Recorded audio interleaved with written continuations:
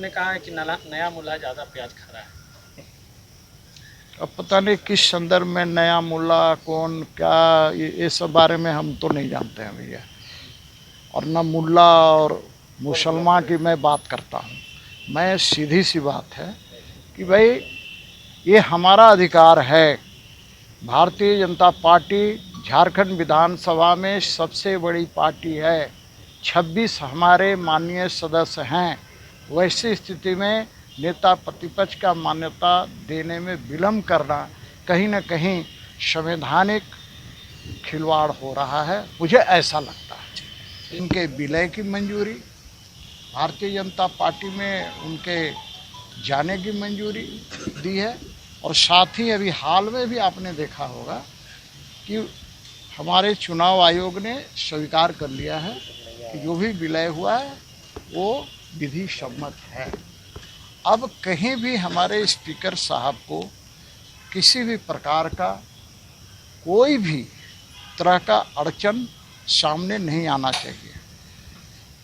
पहले भी बातें हुई थी, विधानसभा के अंदर भी बातें उठी थी, तो उन्होंने कहा था कि इसके लिए हम विधि विशेषज्ञों से राय लेकर और फिर इस पर आगे बढ़ेंगे।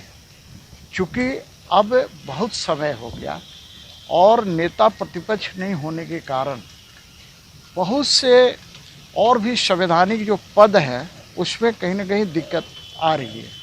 जैसे चुनाव आयुक्त का भी जो होता है, सूचना आयुक्त का होता है, उसमें भी नेता प्रतिपक्ष सदस्य होते हैं, बिना उनका वो नहीं हो सकता। इस प्रकार कई ऐसे जगह है कि नेता प्रतिपक्ष के बिना ये संभव नहीं है। हम लोगों ने मिला है और माननीय स्पीकर साहब ने कहा है कि चूँकि कोरोना के कारण 3 महीना ये हो गया, लेकिन अब हम इसका जल्द निष्पादन करेंगे। तो भारतीय जनता पार्टी यही आग्रह करने आई थी कि अब इसमें बिल्कुल विलम्ब न करें और बाबूलाल मरांडी जी को नेता प्रतिपक्ष का मान्यता तुरंत पर। आपको याद होगा कि विधानसभा के अध्यक्ष की कोर्ट ने विलय ही करार दिया, जो उनका फैसला है। देखिए, वो कौन सा विलय था और अभी कौन सा? लोकतंत्र में सत्ता के साथ साथ विपक्ष की बहुत बड़ी भूमिका होती है और विधानसभा के अंदर विपक्ष के नेता की एक अहम भूमिका होती है। दुर्भाग्य से हम सभी आहर्ताओं को पूरा करते थे। बाबूलाल मरांडी जी का विलय के निर्णय की पुष्टि हमारे चुनाव आयोग, भारत का जो चुनाव आयोग है उसके माध्यम से पुष्टि कई बार नहीं 3 बार हो चुका है।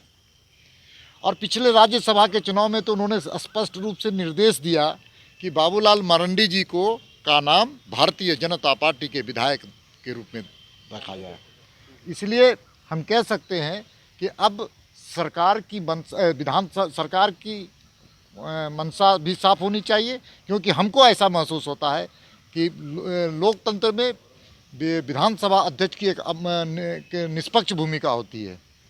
अब आम लोगों को लगता है कि कहीं ना कहीं इस पर कहीं कोई राजनीतिक दबाव तो नहीं है और इसके कारण कई भ्रम की स्थिति पूरे प्रदेश में फैली हुई है।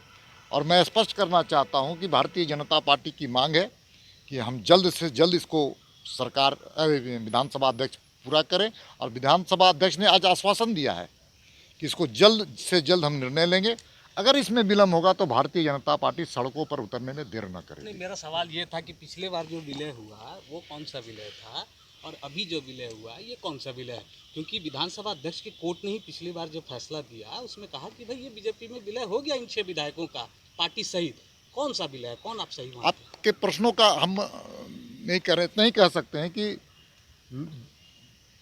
भारत की संविधान में चुनाव आयोग की सबसे बड़ी भूमिका होती है और चुनाव आयोग के द्वारा ही विधानसभा में भेजा जाता है कि कौन दल का कौन विधायक है। इसलिए स्पष्ट रूप से जब बार बार वहाँ से निर्देश आने के बावजूद नहीं हुआ तो भारतीय जनता पार्टी के कार्यकर्ताओं में रोष है, झारखंड की 3.25 करोड़ जनता में रोष है।